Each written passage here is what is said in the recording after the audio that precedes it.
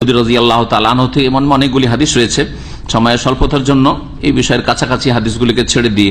আরেকটি হাদিস বলি। রাসূলুল্লাহ সাল্লাল্লাহু আলাইহি ওয়াসাল্লাম থেকে আবু হুরায়রা রাদিয়াল্লাহু তাআলা আনহু বর্ণনা করেছেন, মা ইউসিবুল মুসলিমা মিন নাসাবিন ওয়ালা ওয়াসাবিন ওয়ালা হাম্মিন ওয়ালা হুজনিন ওয়ালা আযান ওয়ালা গাম্মিন হাত্তা শাওকা ইউশাকুহা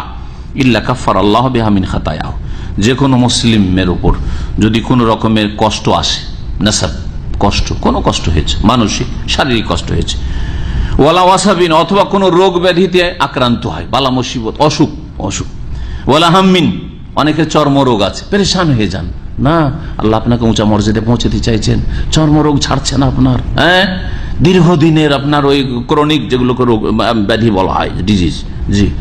রোগ আছেই, পেটের রোগ আছে, তা আছে, ছাড়ছে না, গ্যাস আপনার পিছু ছাড়ছে না, লেগে আছে, থামছে না, ওষুধ না খেলে আপনার পেট ঠিক থাকে না, ওষুধ না খেলে আপনার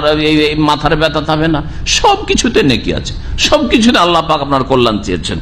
বলছেন ওয়ালা হাম্মিন, এমনকি কোনো দুশ্চিন্তা, টেনশন, মোদির জালেম, হ্যাঁ সুপারভাইজার জালেম, টেনশন,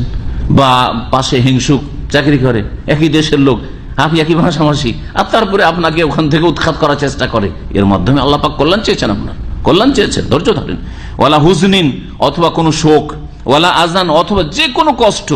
ওয়ালা গাম্মিন যে কোনো রকমের এইরকম বিপদ আপদ, দুশ্চিন্তা, হাত্তা শাওকা এমনকি রাস্তা দিয়ে চলতে চলতে একটা কাঁটা লেগে গেল, হোঁচট খেয়ে পড়ে গেলেন, কোনো ইটপাট খেলে কিছুতে, যা কিছু হোক না কেন, এতে কি হয়, ইল্লা কাফফারাল্লাহু বিহা মিন খাতায়াহু, এই সব বালা মুসিবত বিপদ আপদের মাধ্যমে আল্লাহ পাক কি করেন, ওই ব্যক্তির গুনাহগুলিকে মোচন করে দেন, কাফারা, গুনার কাফারা হয়ে যায়। এই হাদিস সহিহ বুখারীতে রয়েছে, সহিহ বুখারীর হাদিস।